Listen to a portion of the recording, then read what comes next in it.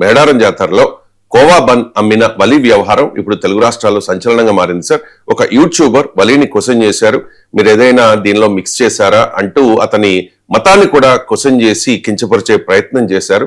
So వలికి support అయితే పెరుగుతోంది sir. Recent గా ఆంధ్రప్రదేశ్ మంత్రి నారా లోకేష్ కూడా ఒక ట్వీట్ చేశారు వలికి సపోర్ట్ గా. Dear brother Wali, I'm deeply sorry that you had to endure this. Such divisive and communal behavior has no place in our Telugu society, which has always stood for harmony, mutual respect and brotherhood. I will meet you soon and look forward to tasting your famous Kova bun అని చెప్పేసి. Sir అంటే మేడారం జాతర అదేదో హిందువులకు సంబంధించిన జాతర కాబట్టి అక్కడ ముస్లింలు అమ్మకూడదు, అలా అంటే ఏదో ఒక దురుద్దేశంతో అమ్ముతున్నారు అన్నట్టుగా విపరీతంగా సోషల్ మీడియాలో కొంతమంది ట్రోల్ చేస్తూ ఉన్నారు సార్. ఈ వలి వ్యవహారం, కోవా బన్ వ్యవహారం మీద మీ కామెంట్ ఏంటి సార్? అంటే ఒక్క మతానికి సంబంధించిన పండుగలు, ఉత్సవాలు, కార్యక్రమాల్లో మరో మతం వాళ్ళు వ్యాపారం చేయకూడదు రాజ్యాంగంలో ఎక్కడా లేదు సార్. నరేంద్ర మోడీ ప్రభుత్వం అధికారులకు వచ్చి 11 ఏళ్ళు లేదు. పార్లమెంట్ లో చట్టం చేశారా? నో. అన్ని మత వ్యాపార నిషేధ చట్టం అనేది చేశారా? No sir. ఇప్పుడు మీకు ఎవరిచ్చారు అధికారం? సో పేదరికానికి మతం ఏంటి? దరిద్ర నారాయణుడు అని చెప్పి గాంధీ మహాత్ముడు చెప్పాడు కదా. ఆకలికి మతం ఏంటి? అణచివేతకు మతం ఏంటి? దోపిడీకి గురవుతున్న వాడికి మతం ఏంటి?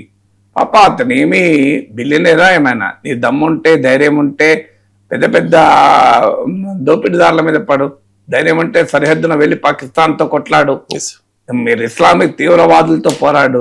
చిన్నవాళ్ళు పాపం వాళ్ళు ఏదో 10 రూపాయలకు బంధమ్ముకునే వాడికి ఏముంటుంది శక్తి? సో నిజంగా హిందూ ధర్మం చెప్తుందా? హిందూ ధర్మము జీవరాశులందరి పట్ల కరుణ చూపమని, దయ చూపమని చెప్తుంది కదా. నిజమైన హిందువు ఎప్పుడు కూడా పేదవాడి ఆకలి తీరుస్తాడు. అన్నదానం చేయడం హిందూ ధర్మంలో భాగం. అన్నదానం చేసేటప్పుడు నువ్వు ఏ మతం అని అడుగుతారు ఎవరన్నా? ఇది ఎక్కడైనా చూడండి, అన్నదానం చేసే వాళ్ళు గుళ్ళ ముందు అన్నదానం చేస్తారు. నువ్వు ఏ మతం వాడివని చెప్పి అన్నదానం చేస్తారా? ఇది కూడా ఒక అన్నదానం లాంటిదే కదా. ఇంకొకటి, మన దేశ రాజ్యాంగంలో కొన్ని ప్రాథమిక హక్కులు ఉన్నాయి. ఒకటి, మతం పేరిట వివక్ష చూపరాదు. Discrimination on the name of caste, creed, class, religion, reason అనేది మతం ప్రాతిపదిక కానీ మరే ప్రాతిపదిక వివక్ష చూపరాదు. ఇప్పుడు అతను పేద ముస్లిం వ్యాపారి కనుక అతని పైన వివక్ష చూపడం అనేది రాజ్యాంగం అంగీకరించదు. 2, right to do freedom, article 19, freedom to do business anywhere. దేశంలో ఎక్కడైనా వెళ్ళి వ్యాపారాలు చేసుకునే స్వేచ్ఛ ఉంటుంది. ఆంధ్రప్రదేశ్కు చెందిన అతను గనక తెలంగాణలో వ్యాపారం చేయకూడదు, ముస్లిం గనక హిందూ పండుగల్లో వ్యాపారం చేయకూడదు, హిందువు గనక ముస్లింలా అప్పుడు వ్యాపారం చేయకూడదు అని ఎక్కడా లేదు. There is no law. ఇది 2వది. సో 3వది, మీకు మతం పేరిట వివక్ష చూపరాదు, వ్యాపారం ఎక్కడైనా చేసుకోవద్దు, ఎక్కడికైనా వెళ్ళవచ్చు కూడా. ఫ్రీడమ్ ఆఫ్ బిజినెస్ అనేది ఆర్టికల్ 19 చెప్తుంది.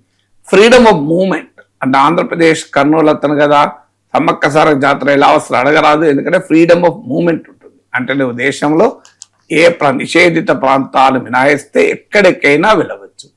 మరి ఈ ఫండమెంటల్ రైట్స్ మీకు యూట్యూబర్లు అని చెప్పుకునే వారికి భావ ప్రకటన స్వేచ్ఛ ఉంటుంది ఆర్టికల్ 19 1A ప్రకారం అని మీరు చెప్పుకుంటున్నారే, అది కూడా లేదు. ఆర్టికల్ 19(2) సహేతుక ఆంక్షలు విధించే అవకాశం ఉంటుంది.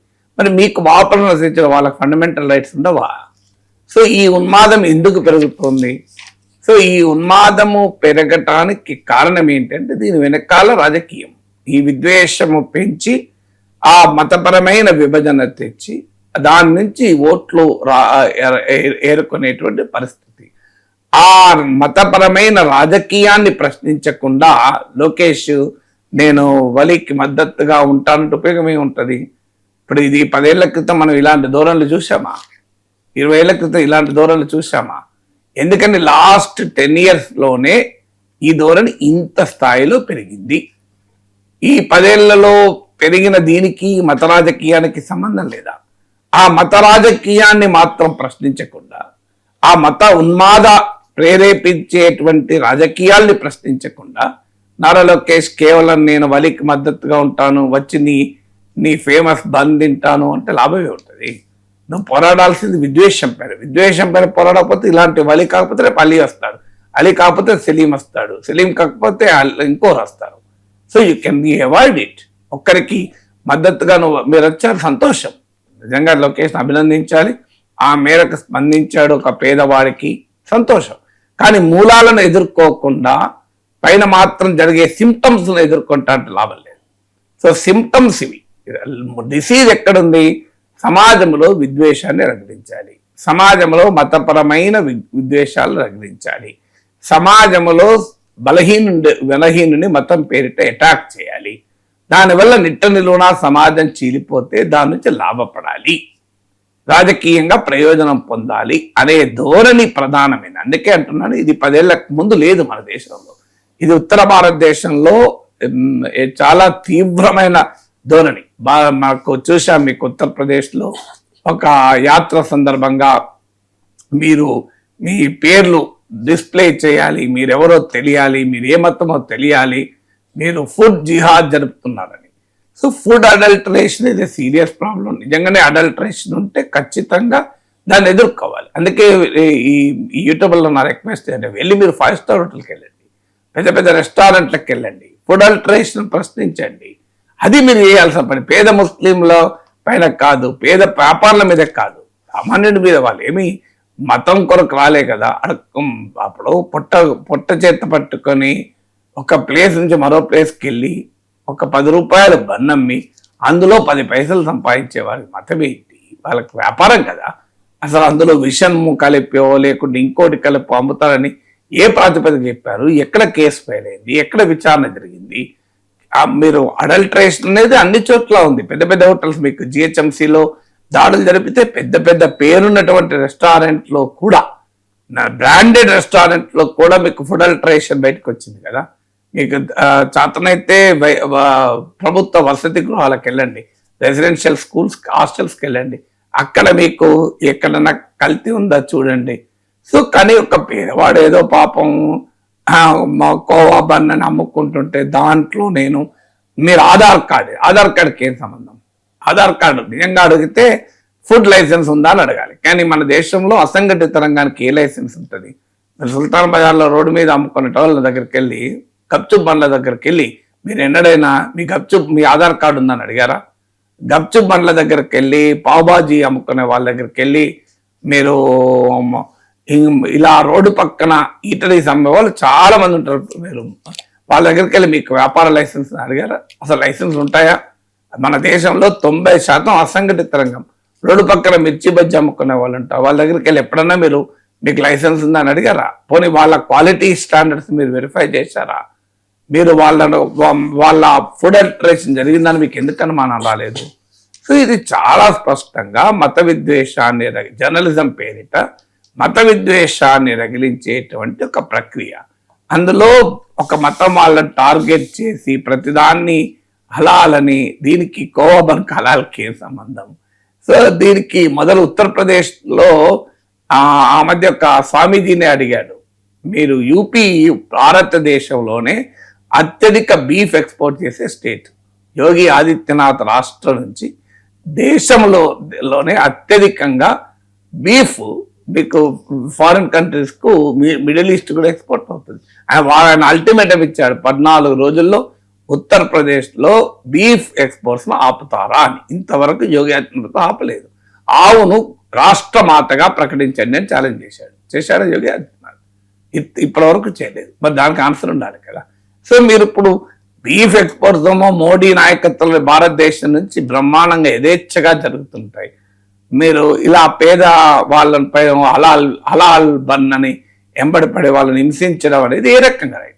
అడల్టరేషన్ అనేది అడల్టరేషన్. మీద ఎవరు చేసినా, హిందువు చేసినా, ముస్లిం చేసినా, crime and corruption are very secular institution. దానికి ఎక్కడా లౌకిక భావాలు ఉంటాయి వాడికి. క్రైమ్ అండ్ కరప్షన్, మీకు ఎవడన్నా లంచం ఇచ్చేవాడు హిందువు, లంచం ఇచ్చేవాడు ముస్లిము, మీరు ఇది హలాల్ లంచం అని చెప్పి తీసుకోకుండా ఉంటాడు ఆ యొక్క హిందూ అవినీతిపరుడు. ఇప్పుడు హిందూ అవినీతిపరుడు మీకు అధికారి కానీ రాజకీయ నాయకుడు కానీ ఒక ముస్లిం వచ్చి లంచం ఇస్తా అంటే నేను తీసుకోను, ఇందులో హలాల్ ఉంది ఈ డబ్బులో అంటాడా? అక్కడ లంచానికోమో హలాల్ ఉండదు ఎక్కడ. మీరు అదే మీకు నేరాలకు మతానికి ఏం సంబంధం?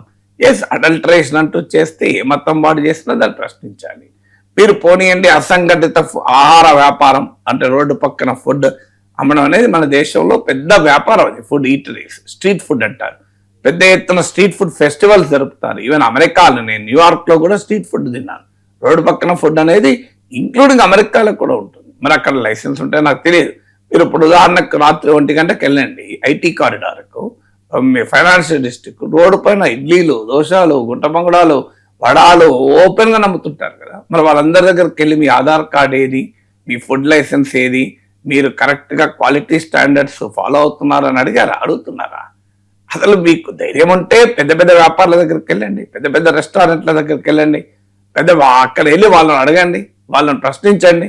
అది ధైర్యం లేదు, 10 రూపాయలకు బండి అమ్ముకొని 10 పైసలు సంపాదించడం మేము ఈ ప్రతాపం చూపెడుతుంది. హీరోయిజం అవుతుందా? అది హిందూ ధర్మం అంగీకరిస్తుందా? అది ఎక్కడన్నా హిందూ ధర్మం బలహీనుడి పట్ల ప్రేమ చూపమని చెప్తుంది, బలహీనుడి పట్ల ఉండమని చెప్తుంది కదా, మీకు అండగా ఉండమని చెప్తుంది. అది కదా హిందూ ధర్మం. హిందూ ధర్మం ఈ రకమైన విద్వేషాన్ని, ఈ విద్వేష రాజకీయాల్ని, విద్వేష వ్యాపారాల్ని ఎట్టి పరిస్థితుల్లో అంగీకరించింది. ఇటీవల ఉత్తరాఖండ్లో ఒక జిమ్ ఓనర్ దీపక్ ఇలా దేశవ్యాప్త సెన్సేషన్ అయ్యారు కదా.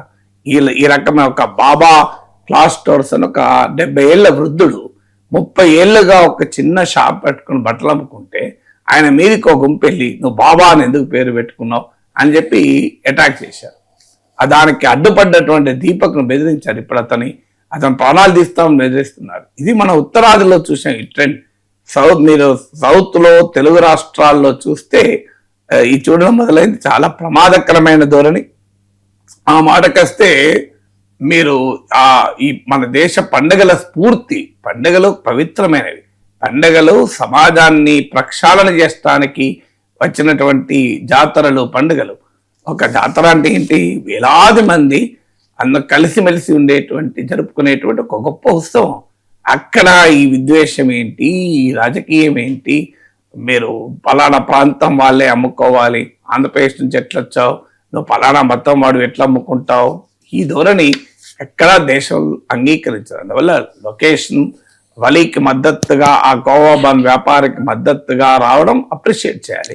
కానీ దానికి మూలమైన రాజకీయ విద్వేష రాజకీయాలను వ్యతిరేకించకుండా, విద్వేష రాజకీయాలకు మేము కలిసి ఉంటాము, వాళ్ళతో కలిసి పనిచేస్తామని చెప్తూ, మరోవైపు ఆ విద్వేష రాజకీయాల ఫలితాలను వల్ల వస్తున్నటువంటి సమస్యలు ఇవి. వీటి మూలం ఎక్కడుంది? సమాజంలో మనం ఎక్కడ ఇదెవరు చూడలేదు కదా. ఈ ధోరణి ఇటీవలనే ధోరణి మొదలైంది కదా. మత రాజకీయాలు మొదలయ్యాకనే ఇలాంటి ట్రెండ్ స్టార్ట్ అయింది. అంతకుముందు ఎక్కడ లేదు మనకి ఈ ట్రెండ్. సో ఈ ట్రెండ్ కొత్తగా స్టార్ట్ అయింది. సో అందువల్ల ఇప్పటికైనా లోకేష్ రిక్వెస్ట్ ఏంటంటే సెక్యులర్ పాలిటిక్స్కు నిలబడండి, విద్వేష రాజకీయాలు వ్యతిరేకించండి, సమాజంలో విద్వేషాన్ని పెంచేటువంటి శక్తులను ఎదుర్కోండి. అప్పుడు మీరు రాజకీయంగా మీకు కూడా లాభం. లేకపోతే ఒక రోజు వచ్చాక మీరు కూడా నిలబడలేరు. ఎందుకంటే ఒకసారి సమాజాన్ని మతపరంగా చీలితే దాని వల్ల వచ్చే రాజకీయ ప్రయోజనం మీకుండదు, అది ఉండాల్సిన వాళ్ళకే ఉంటుంది.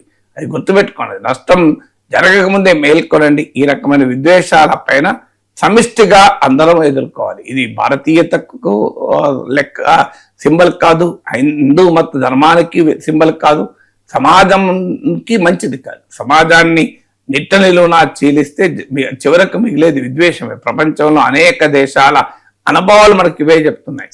మీరు నిజంగానే దుర్మార్గుడు ఉంటే వాడు ఏ మతమన్నా కానీ, తీవ్రవాదుంటే ఏ మతమన్నా కానీ ఖచ్చితంగా దాన్ని వ్యతిరేకించాల్సిందే. ఫైట్ అగెన్స్ట్ ఇస్లామిక్ తీవ్రవాదం. కానీ సాధారణ ముస్లింల పైన పడితే ఏమొస్తుంది పాపం.